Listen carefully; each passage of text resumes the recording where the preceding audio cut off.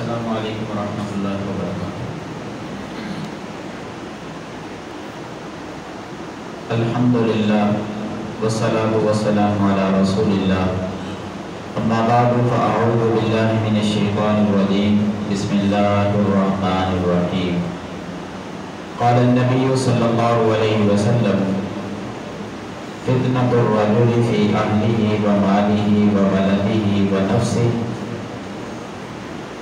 وجارہ یکفرها الصیام والصلاۃ والصدقۃ والامر بالمعروف والنہی عن المنکر، او کما قال صلی اللہ علیہ وسلم۔ محترم سامعین، انسانی زندگی پر آنے والی پریشانیاں اور ان پریشانیوں کی وجہ سے اٹھائے جانے والے دکھ، ان کی مختلف اقسام ہوتی ہیں۔ بعض دفعہ پریشانی کا تعلق انسان کے اپنے ہی نفس کے ساتھ ہوتا ہے، بعض دفعہ وہ پریشانی اولاد کی طرف سے ہوتی ہے، کئی دفعہ ایسے ہوتا ہے کہ وہ پریشانی اپنے ہی گھر میں اپنی اہلیہ کی طرف سے ہوتی ہے، کبھی اس مصیبت اور پریشانی کا تعلق پڑوسی کے ساتھ ہوتا ہے، اور کبھی وہ پریشانی مال کی وجہ سے اٹھانی پڑتی ہے۔ یہی پریشانیاں ہیں ساری، 5 یا 6 ان کی اقسام ہیں۔ جس زاویے سے دیکھیں گے، مختلف اعتبار سے وہ پریشانی دکھائی دے گی۔ دین اسلام کے اندر ان تمام پریشانیوں کا حل بھی بتلایا گیا ہے۔ صحیح مسلم کے حوالے سے میں نے آپ کے سامنے ایک حدیث پڑھی ہے، اس کے اندر یہ پریشانیاں بھی ذکر ہوئی ہیں اور ان پریشانیوں کا حل بھی بتلایا گیا ہے کہ وہ ختم کیسے ہو سکتی ہے۔ صحیح بخاری کے اندر بھی اس حدیث کا اکثر حصہ آتا ہے، لیکن جو الفاظ میں نے آپ کے سامنے پڑھے ہیں یہ صحیح مسلم میں۔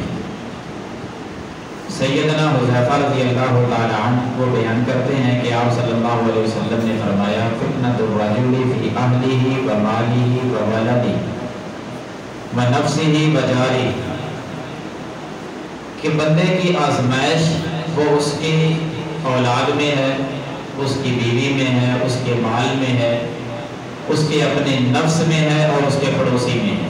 یعنی یہ پریشانیاں جیسے میں پہلے ذکر کر چکا ہوں، جس لحاظ سے بھی دیکھیں پریشانی بن سکتی ہے۔ اگر مال کی وجہ سے پریشانی کس طرح آ سکتی ہے، بندے کے ذہن میں خیال آتا ہے نا کہ مال کی وجہ سے بھی پریشانی ہو سکتی ہے۔ بھئی مال نہ ملے تو بندہ تب پریشان، مال ضرورت سے زیادہ ملنے لگے تو تب پریشان۔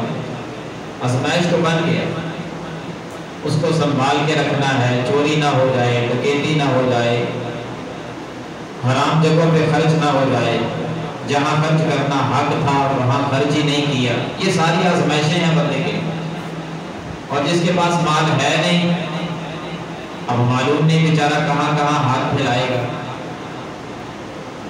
غربت کی وجہ سے کون کون سے اس سے گناہ سرزد ہو سکتے ہیں۔ مال ایک ایسی چیز ہے، مل جائے تو تب فتنہ، نہ ملے تو تب بہت بڑی آزمائش۔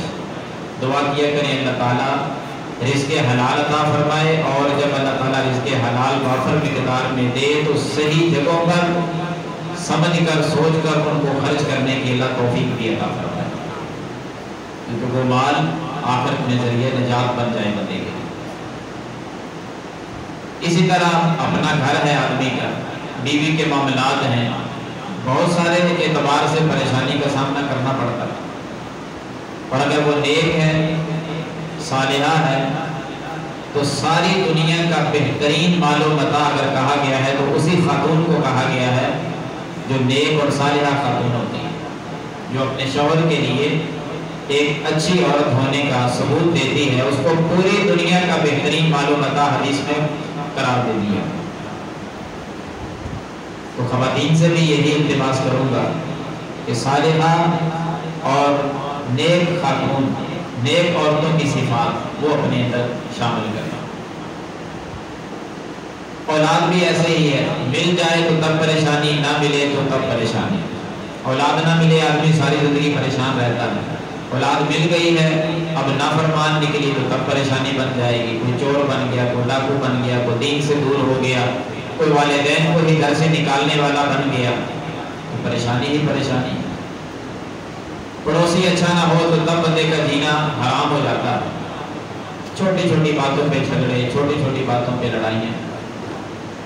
اپنا ہی نفس بندے کو تنگ کرتا ہے، برے خیالات آتے ہیں، شیطانی غلبہ ہے، گندے خیالات، وسوسات جان ہی نہیں چھوڑتے۔ آدمی چاہتا ہے کہ میں نیکی کی طرف قدم اٹھاؤں، لیکن وہ وسوسات اور برے خیالات اور شیطان کا غلبہ وہ بندے کو گناہوں کی طرف دھکیل کر لے جاتا ہے۔ ان تمام مصیبتوں پریشانیوں سے کیسے بندہ بچ سکتا ہے؟ 5 چیزیں نوٹ فرما لیں۔ اس حدیث میں آپ صلی اللہ علیہ وسلم نے فرمایا کہ یہ جتنی پریشانیاں ذکر ہوئی ہیں، ان میں سے جس پریشانی میں کوئی آدمی اپنی زندگی بسر کر رہا ہے، اسے دکھ اور پریشانی چاہے بیوی کی طرف سے ہے، چاہے اولاد کی طرف سے، یا مال کی طرف سے، یا پڑوسی کی طرف سے، یا اپنا ہی نفس اس کا غلط اور خراب ہو چکا ہے، تو وہ 5 چیزوں پہ عمل کر لے، ساری تکلیفیں پریشانیاں اللہ ختم کر دے گا۔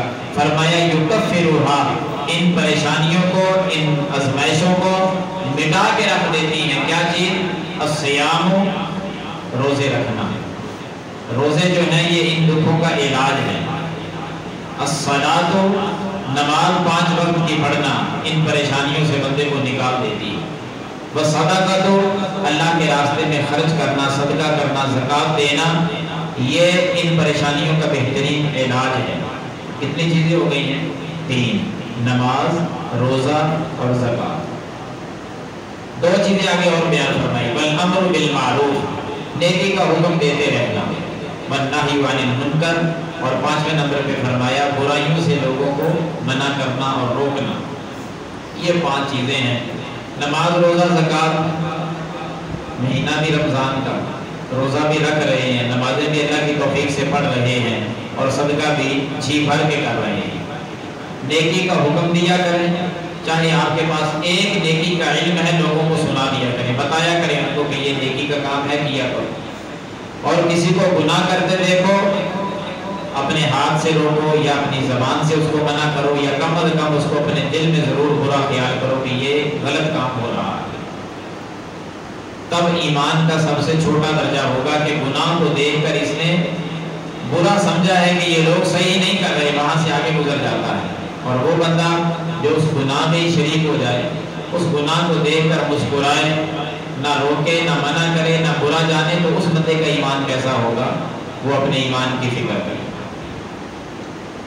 تو یہ 5 چیزیں ہیں، اگر ان پر پابندی سے عمل ہو گیا، نماز، روزہ، زکوٰۃ، رمضان کے بعد بھی اگر ہم نے اس کو سینے سے لگائے رکھا، 5 وقت کی نماز پڑھتے رہے، کبھی کبھی نفلی روزہ رکھنے کے لیے اللہ توفیق دے دے، یا سال کے بعد رمضان آئے تو اس کا ادب و احترام کرتے ہوئے کوئی روزہ بندہ نہ چھوڑے، سارے روزے رکھے، اور اسی طرح زکوٰۃ بھی پوری ادا کرے، نفلی طور پہ صدقہ بھی کرتا رہے، تو یہ اتنا عظیم عمل ہے کہ دنیا کے دکھ پریشانیاں بھی ختم ہو جاتی ہیں۔ قیامت کا دن ہوگا، آپ صلی اللہ علیہ وسلم نے سنن نسائی میں حدیث ہے فرمایا کہ یہی 3 کام، نماز، روزہ اور زکوٰۃ، یہ کرتا رہا، کبھی اس نے جادو کسی پہ نہیں کیا، نمبر 2 کسی کو قتل بھی نہیں کیا، نمبر 3 اللہ کے ساتھ شرک بھی نہیں کیا، اور اسی طرح یتیم کا مال نہیں کھایا، سود کے قریب نہیں گیا، اور میدان جہاد سے کبھی پیٹھ پھیر کر نہیں بھاگا، پاک دامنہ عورتوں پر کبھی اس نے تہمت نہیں لگائی، ان 7 گناہوں سے بھی بچ کر زندگی گزار گیا، اللہ تعالیٰ قیامت والے دن اس بندے کے لیے جنت کے 8 دروازے کھول دے گا کہ جس سے جی چاہتا ہے داخل ہو جائے۔